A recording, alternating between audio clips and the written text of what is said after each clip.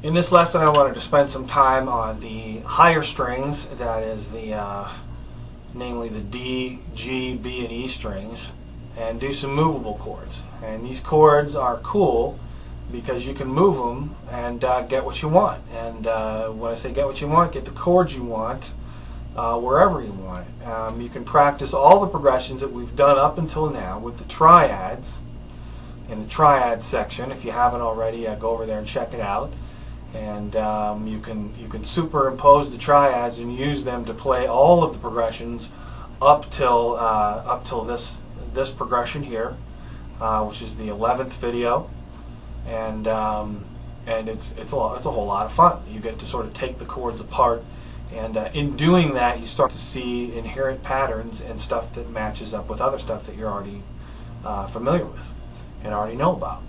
So the first one, the first movable chord we're going to do is based off, remember the A7 thing that we were doing? The A7 was down here, and essentially what we want to do is just bar these four across. So we're barring the D, G, B, and E strings, and then we're going to take our pinky out here and put it up on the 5th fret. It's a long span, but this is a really cool chord, and we only want to play the strings that we're holding down. Now in the position that it's in right here, it's an A. We can even include the bottom too if we wanted. But if we move it upwards 1 fret, okay, we don't have these strings that were open back here on our side anymore. And now we just need to isolate it and trap the strings and just use the ones we're holding down only, which will result in A sharp. And then a B, and then a C. You get the picture. C sharp, major.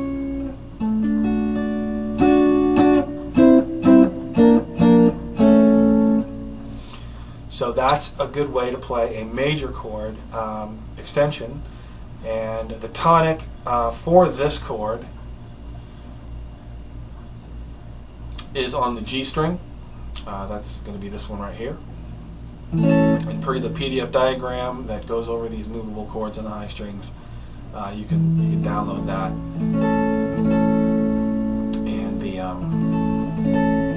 chords are all in there. The tonic is usually highlighted as gray, and the rest of the notes are black. Now if you wanted to make a 7 chord out of this, all you have to do is drop this, which is the 1, drop it down 2 frets, because we know that if the 1's here, the 7's in back of the 1, and then the flat 7's here, and the flat 7 is exactly the note that's the last note in the formula for a 7 chord, because the 7's made up of the 1st, 3rd, 5th degree, and flat 7th degree. So there's an A7, sharp 7, B7, C7, C sharp 7, tongue twister, D7, and so on. So you get the picture. Same fundamental concepts are working or at play here. Same stuff. So with that being said, those are the first 2 movable chords. We're going to do 2 more, and we'll see you in the next one.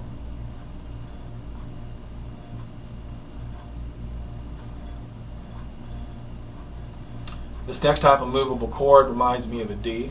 In fact, it kind of looks like a D. It's the 3, it's the diamond shape, the triangle shape down here.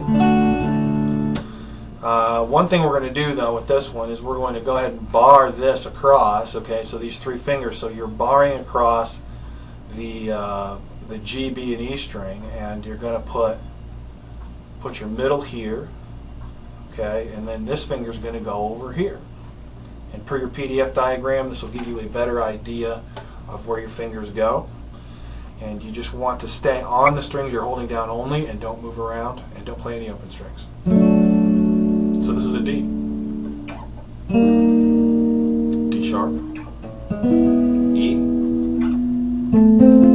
F, F sharp. These are major, by the way. And so on and so forth.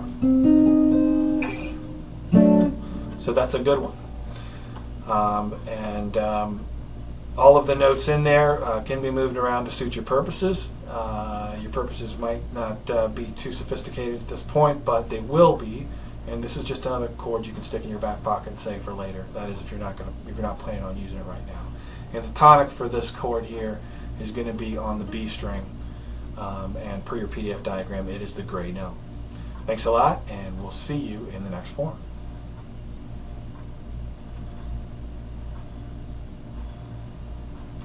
This next form is a 7 form, and it's something we've already done. I just wanted to go back over it one more time. When I showed you the F7, it was down here like this. Okay? Well, this is it, basically. If I move it down, it's E7, E flat 7, or D sharp 7. So F7, F sharp 7, G7, G sharp 7, all half steps. And that chord is especially useful when later on when you want to alter the notes in the chord, you can do that quite easily. So with that being said, try and take these chords that I just showed you, go back to video number 1 and work back all the way up till now, and wherever there's a major chord or a 7 chord, you can sub these in. They're really great, and they help to solidify your understanding as well as make you look like you really know what you're doing, which is exactly what you're after, is power and control and freedom and all that stuff. And when you start to really fall into a good groove and you start to really get it, it feels very, very good.